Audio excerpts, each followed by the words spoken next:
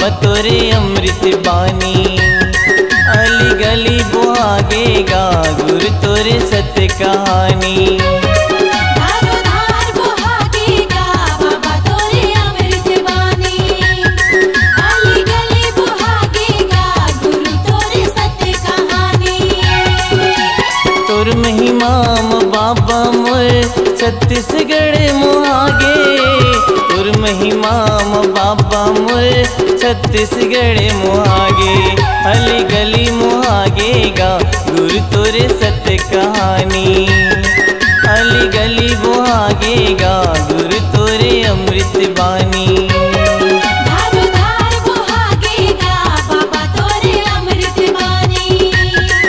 अली गली बुहागेगा गुरु तोरे सत्य कहानी।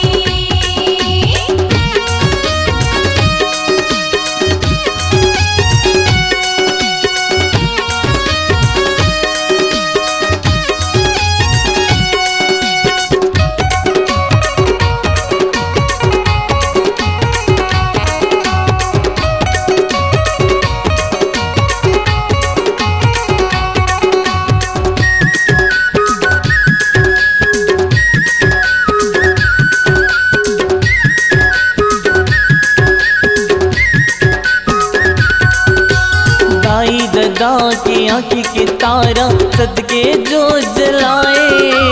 अखंड समाधि लेह के खातिर धुनी मत लत पाए।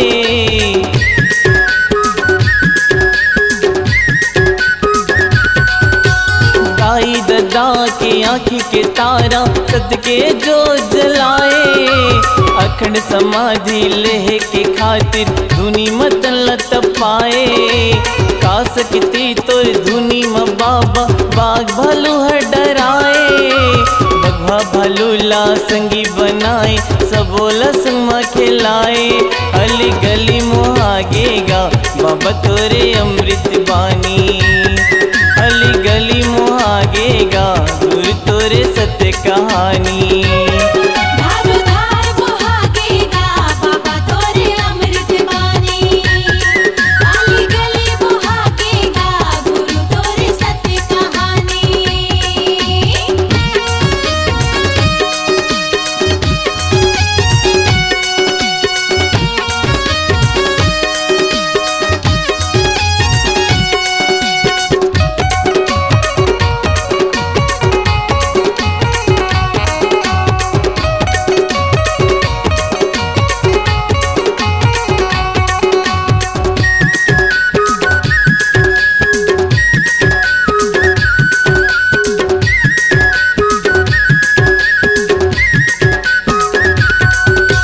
संग संग वारी गाँव के मन के तोरे दरस बर जाते। हृदय भीतर के दुख पीराला बाबा तोला सुनाते।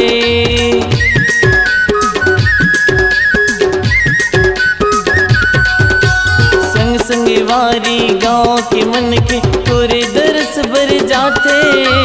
हृदय भीतर के दुख पीराला बाबा तोला सुनाते। तोर बिना जग सुनना लगे घर दुआरी।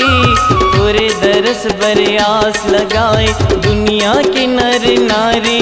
अली गली मुहागेगा बाबा तोरे अमृत बानी। अली गली मुहागेगा गुरु तोरे अमृत बानी। धारो धार बुहागेगा बाबा तोरे अमृत बानी। अली गली बुहागेगा गुरु तोरे सत्य कहानी। तोर महिमा बाबा मोर छत्तीसगढ़ मुहागे। तोर महिमा बाबा मोर छत्तीसगढ़ मुहागे।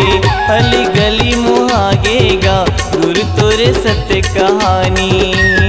धार धार बुहागेगा बाबा तोरे अमृत बानी। धारो धार बुहागेगा बाबा तोरे अमृत बानी। अली गली बुहागेगा गुरु तोरे सत्य कहानी। धारो धार बुहागेगा बाबा तोरे अमृत बानी। अली गली बुहागेगा गुरु तोरे सत्य कहानी। G-Log Digital Recording Studio, Cordoba. Contact number 99071192115.